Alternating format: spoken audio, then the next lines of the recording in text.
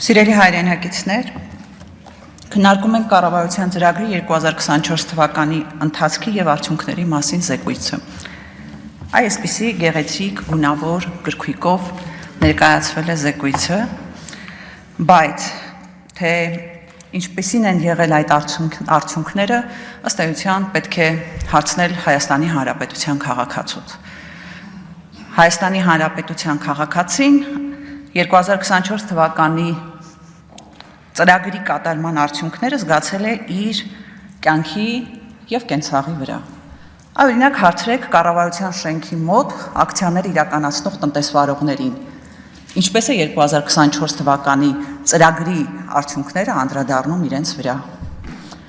Հարցրեք թոշակառուին, որ վճարում է գույքահարկ իր ծնողներից կամ միգուցե տատեր պապերից ժառանգած գույքի համար։ Հարցրեք ինչպես է անդրադառնում այս ծրագրի արդյունքները իր կյանքի եւ կենցաղի վրա։ Հարցրեք տնտեսվարողից, ով հարկերի վճարումը սահմանված ժամկետից ուշ վճարելու համար 0.4%-ի փոխարեն այլևս վճարում է տույժ 0.075%։ Հարցրեք փաստաբանների բարձրացված սակագներով ծառայություններից օգտվող քաղաքացիներից։ Հարցրեք առաջիկայում հաշվապահների ծառայություններից ավելի թանկ գնով օգտվողներից։ Եթե շուտով նույն համառությամբ էլ փոխվի վարչական դատավարության օրենսգիրքը, կհարցնեք Հայաստանի Հանրապետության քաղաքացիներից, որոնց վերաբերյալ կկայացվի վարչական ակտ եւ իրենք վիճարկելու համար կասեցման հնարավորություն չեն ունենալու։ Այսինքն սիրելի քաղաքացի, այդ նախագծով սկզբում պետք է վճարես, հետո վիճարկես, հետո ինչքան դատարանում գործի քննությունը կշարունակվի եւ եթե նույնիսկ դու ճիշտ էիր, հարց է թե քանի տարի հետո է քո վճարած տուգանքը քեզ հետ վերադարձվելու։ Կառավարության ծրագրի արդյունավետությունը զգում է Հայաստանի Հանրապետության յուրաքանչյուր քաղաքացի, երբ ամեն օր կարդում է նորությունները։ Օրինակ կարդամ դրանցից մի քանիսը։ 14 ապրիլի 2025 թվական կրակոցներ Երևանում հրազենային վնասվածքով հիվանդանոց է տեղափոխվել մի քաղաքացի։ 13 ապրիլ 2025 թվական կրակոցներ Երևանում հրազենային վնասվածքով Աստղիկ բժշկական կենտրոն է տեղափոխվել երիտասարդ տղա։ 12 ապրիլի 2025 թվական Արտաշատում շուկայի հարևանությամբ մի խումբ երիտասարդների վիճաբանության ծեծկրտուքի հետևանքով պայմանագրային զինծառայողը տեղափոխվել է հիվանդանոց։ Բժիշկները պայքարում են նրա կյանքի համար։ 5 ապրիլի 2025 թվական Երևանում դանակահարության հետևանքով մարմնի բազմակի վնասվածքներով ախտորոշմամբ ծանր վիճակում հիվանդանոց է տեղափոխվել 44-ամյա տղամարդ, ոստիկանները ճշտում են դեպքի հանգամանքները։ Շատ եմ ցավում, բայց կարելի է այսպես երկար շարունակել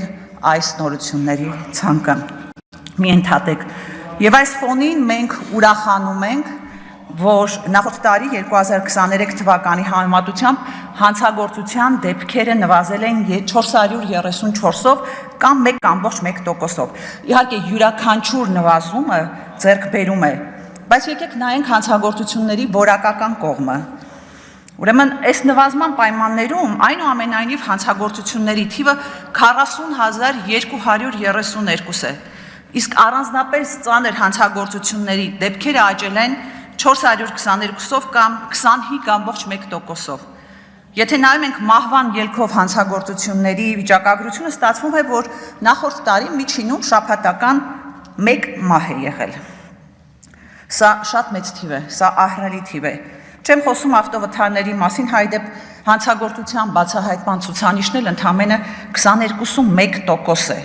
Ճիշտ է 3.4%-ով բարձր է 2023-ից, բայց ընդամենը 22.1%։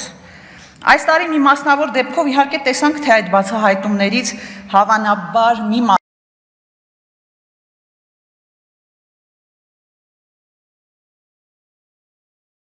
եղանակով են տեղի ունենում։ 2025 թվականի մարտի 15-ին Վանաձորում տեղի ունեցած կողոպուտից հետո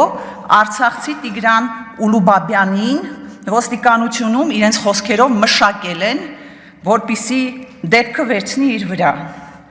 Եթե այսպես են բացահայտվելու գործերը, միգուցե ավելի լավ է չբացահայտվեն։ Իրեւ գալով արցախցիների հարցին մի քանի օր առաջ հրապարակային դիմել էի ներքին գործերի նախարարին, գլխավոր դատախազին արցախցիների հանդեպ գեներացվող ատելության խնդրի վրա։ Այստեղ մի մեջբերում անեմ ծրագրից, հետո շարունակեմ։ Ծրագրում գրված է, որ Մարդու իրավունքների պաշտպանության ազգային ռազմավարության եւ դրանից բխող 23-25 թվականների գործողությունների ծրագրի շրջանակներում իրականացվել են իրազեկման աշխատանքներ ոստիկանների, քննիչների, դատախազների, դատավորների, ինչպես նաեւ դատավորների թեկնածուների համար վերապատրաստումներ,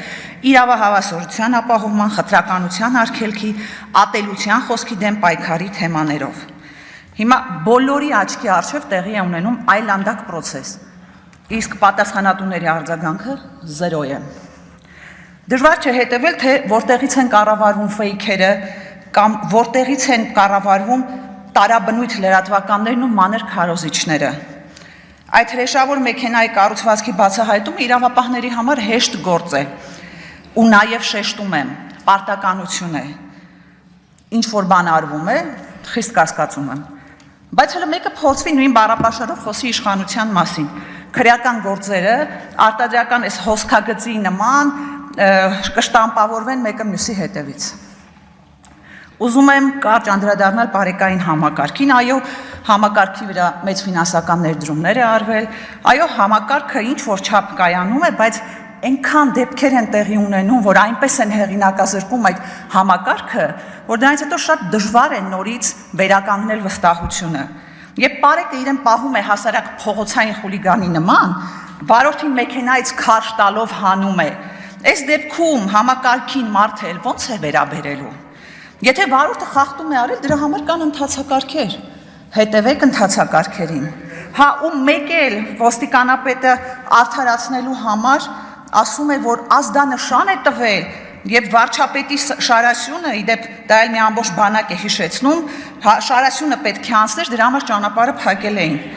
Իրոք այդ մարդուն տվեք թող մի քանի որոշում կարդա, նոր այդպիսի հայտարարություններ անի։ Կարմիր բերետավորների մասին 3 ԿՊ падգամավորներից մեկը հարց էր տալիս եւ ասում էր, որ ոստիկանները բռնություն կիրառելու իրավունք ունեն, հետո ուղղեց ասեց, որ ֆիզիկական ուժ գործադրելու իրավունք ունեն։ Այս միակ հարցում համաձայն եմ ԿՊ падգամավորների հետ, ձևակերպման հետ ԿՊ падգամավորի բռնություն են գործադրում։ Նախորդ տարի այդպիսի բռնությունների օրինակները բազմաթիվ են եղել, օրինակ կարմիր բերետավորները ԱԳՆ-ի մոտ, ազգային ժողովի մոտ, էլի մի շարք տեղերում բռնության մաստեր կլասներ են ցույց տվել, ընդհուպ միջև ձայնային նռնակներ։ Այսպիսի մաստեր կլաս ցույց են տվել նաև падգամավոր Աշոտ Սիմոնյանի նկատմամբ։ Ես սպասում էի, որ այս ամբիոնից կհնչի պատասխանատվության ենթարկվածների մասին վիճակագրություն։ Չհնչեց, որովհետև չկա։ Քրեակատարողական ծառայության մասին այս տարի արդեն արձանագրվել է մահվան 8 դեպք, որից 4-ը ինքնասպանություն, 24 թվականի մահերը 12-ն էին։ Ինչ է ստացվում։ Պետական մարմինները սահմանափակում են մարդու ազատությունը,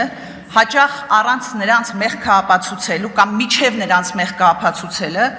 վերցնում են այդ մարդու կյանքը իրենց պատասխանատվության տակ ու փաստորեն դա ոմանց համար կյանքի գին է ունենում։ Ու այս թվերը լուրջ ձախողման տագնապ են, կամ չեք կարողանում հաղթահարել, կամ ունակ չեք, կամ միգուցե չեք ուզում։ Կարելի է դեռ երկար թվարկել կառավարության ծրագրի կատարման արդյունքների հետ կապված խնդիրները,